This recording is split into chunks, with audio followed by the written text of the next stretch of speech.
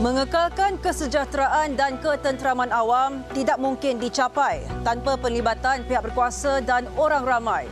Kontingen Polis Sabah baru-baru ini memperkasa kepolisian komuniti di bandar, desa dan perairan bagi mencapai objektif slogan polis dan masyarakat berpisah tiada. Saksikan perinciannya bersama Wakil Media Prima Sabah.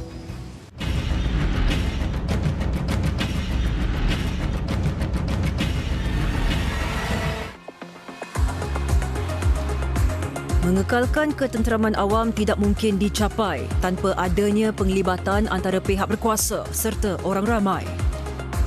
Oleh itu, Polis Kontingen Sabah melancarkan program polis bersama masyarakat atau kepolisan komuniti.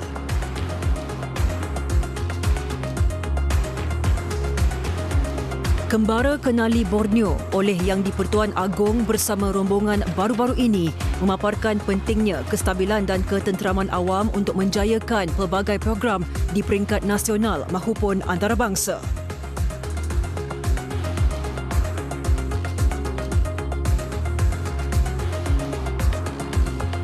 Pada 3 Ogos lalu, Pesuruhjaya Polis Sabah Datuk Jauteh Dikun bersama warga PDRM Kontingen Sabah menemui orang ramai di Bandaraya Kota Kinabalu.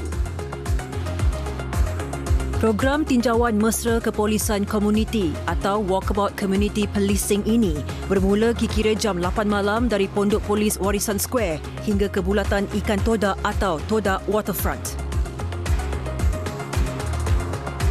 Mesej yang dibawa sepanjang program ini adalah mendekati masyarakat untuk sama-sama mencegah jenayah dan bekerjasama memastikan ketenteraman awam terpelihara.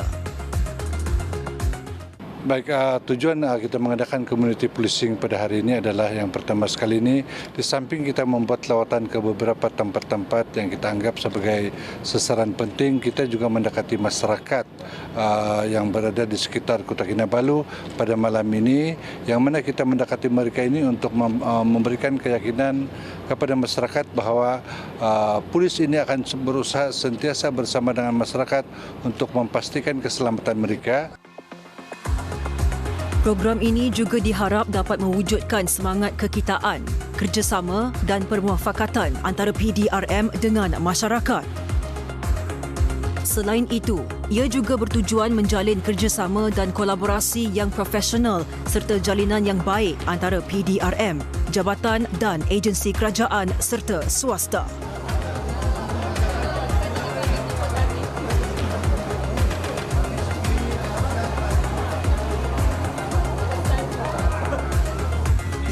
Malah menurut Datuk Jauteh lagi, program seperti ini akan diadakan pada setiap minggu khususnya di Bandaraya Kota Kinabalu.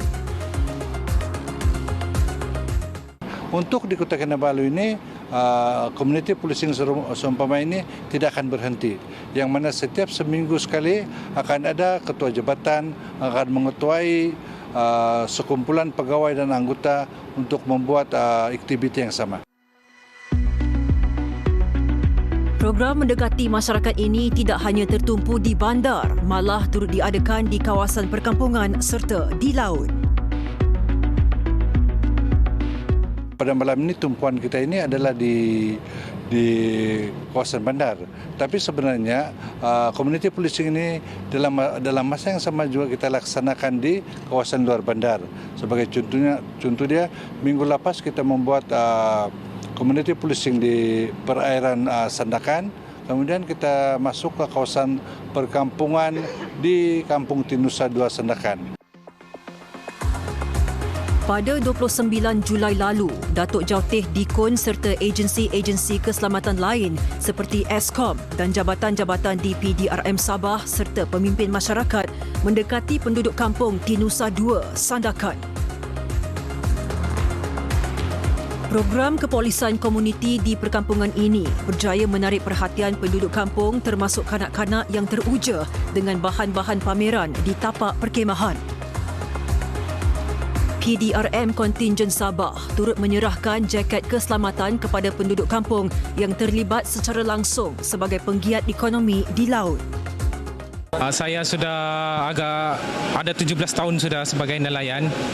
Bagi pihak kawan-kawan semua harap pakai baju life jacket lah sebagai sebuah keselamatan. Aku ucapkan terima kasih pada pihak yang berkenan yang telah membagi life jacket ini. PDRM telah menyumbangkan life jacket.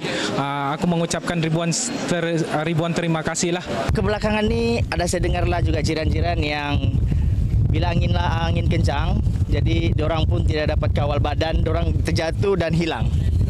Ada kebelakangan inilah saya dengar di area Pulau Berhala ni, Lebaran, ada kebelakangan ini berlaku lah. Mungkin dorang tidak pakai life jacket, tidak dapat ditemui lah. Okey, saranan saya kepada semua nelayan yang bekerja sebagai nelayan sepenuhnya, kalau boleh jangan lupa gunakan life jacket ni untuk keselamatan diri anda.